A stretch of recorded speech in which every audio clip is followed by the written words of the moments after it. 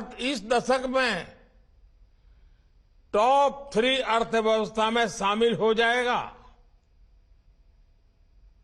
और ये गारंटी जब मैं आपको देता हूं ना, बड़ी जिम्मेवारी के साथ मेरे देशवासी, मेरे परिवारजनों को ये मोदी गारंटी देता है। लेकिन जब आप ये पढ़ते हैं तो एक सवाल आपके मन में जरूर आता होगा कि इसका देश के सामान्य नागरिक पर क्या असर होगा। और ये सवाल बहुत स्वाभाविक भी है। साथियों, किसी भी अर्थव्यवस्था को आगे बढ़ने के लिए ये जरूरी है कि देश के हर सेक्टर का विकास हो। फूड सेक्टर से लेकर के फार्मा तक, स्पेस से लेकर के स्टार्टअप तक, जब हर सेक्टर आगे बढ़ेगा तो अर्थव्यवस्था भी आगे बढ़ेगी। आप फार्मा इंडस्ट्री का उदाहरण ले लीजिए। महामारी के समय भारत के फार्मा इंडस्ट्री की बहुत सराहना की गई।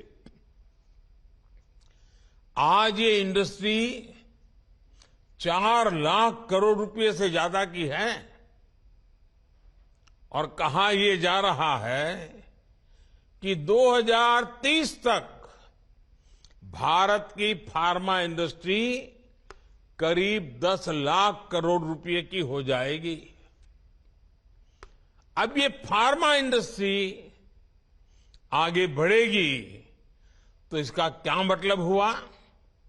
इसका मतलब ये हुआ कि इस दशक में फार्मा इंडस्ट्री को आज की तुलना में कई गुना ज्यादा युवाओं की जरूरत पड़ेगी। रोजगार के अनेक नए अवसर आएंगे। साथियों, आज देश में ऑटोमोबाइल और ऑटो कंपोनेंट्स, इस इंडस्ट्री में भी बहुत तेजी से बढ़त देखने को मिल रही है।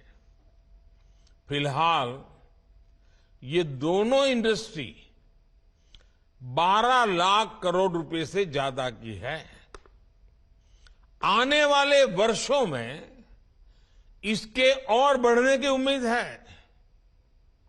इस ग्रोथ को संभालने के लिए ऑटोमोबाइल इंडस्ट्री को भी बहुत सारे संख्या में नए युवकों की जरूरत होगी, नए लोगों की जरूरत पड़ेगी, रोजगार के अनगिनत अवसर बनेंगे। इन सारे उदाहरणों से आप समझ कर सकते हैं कि भारत का विकास सिर्फ नंबर की रेस नहीं है। इस विकास का भारत के हर नागरिक के जीवन पर प्रभाव पड़ेगा।